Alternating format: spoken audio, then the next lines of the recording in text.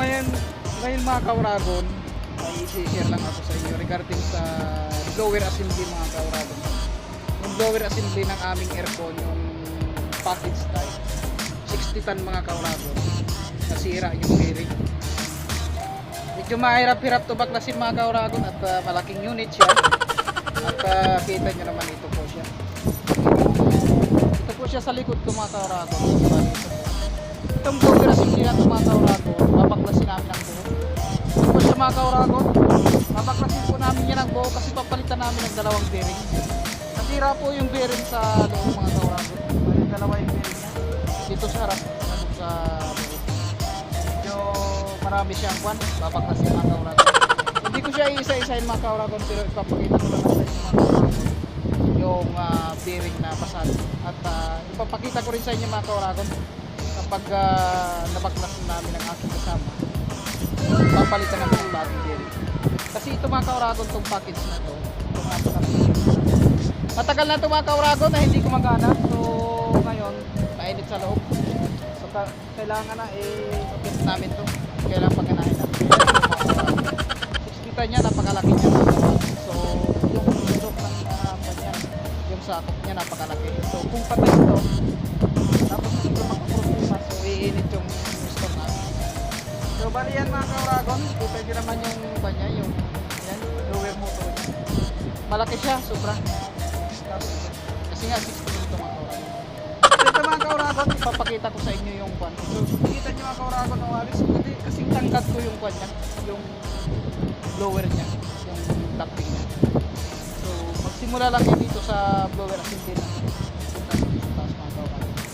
papakita ko sa inyo mga kauragon, papakita ko lang yung basag na bearing at pagpaklas namin, videohan ko na lang yan sa ito.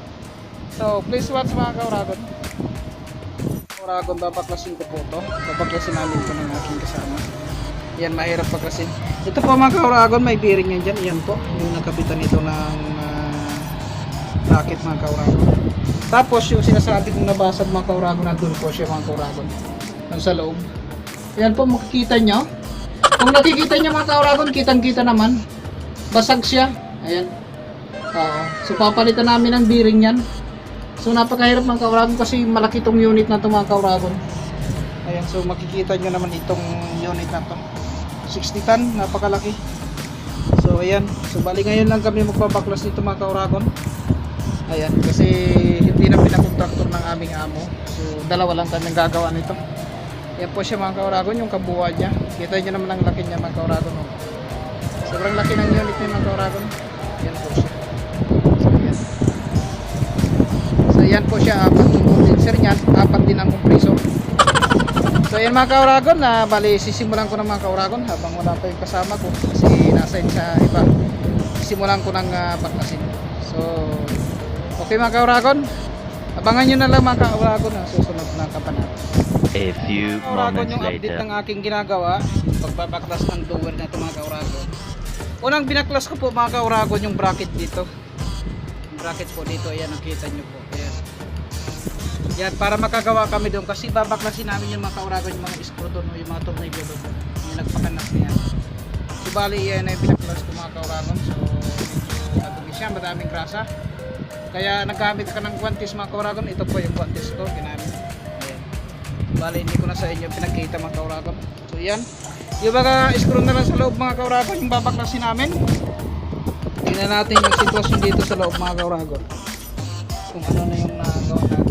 Nabaklasin dito, ayan siya mga kauragon. So bali ito rin mga kauragon, napaklas ko na rin yung kabilang side niya, yung mga bracket dito. Ayan, ready na siya ito mga kauragon, yung sinasabi ko sa inyo mga kauragon, no? Sira. Papalit na ilabas kung makaya na naman ilabas mo. So yung mga kauragon, kain muna tayo mga kauragon. Hirap pagtrabaho mag-isa mga kauragon, tingnan nyo naman. Ang laki-laki unit tapos ako lang mag-isa. So mga kauragon, mamaya uli ang update natin. Welcome back to my channel. So ito nga mga kauragon, this is a second day na paggagawa namin dito sa pagbaklas ng blower pulley nito kasabay yung bearing niya. So ngayon mga kauragon, tingnan mo yung sitwasyon na pagbalik namin dito, yung ginagawa namin.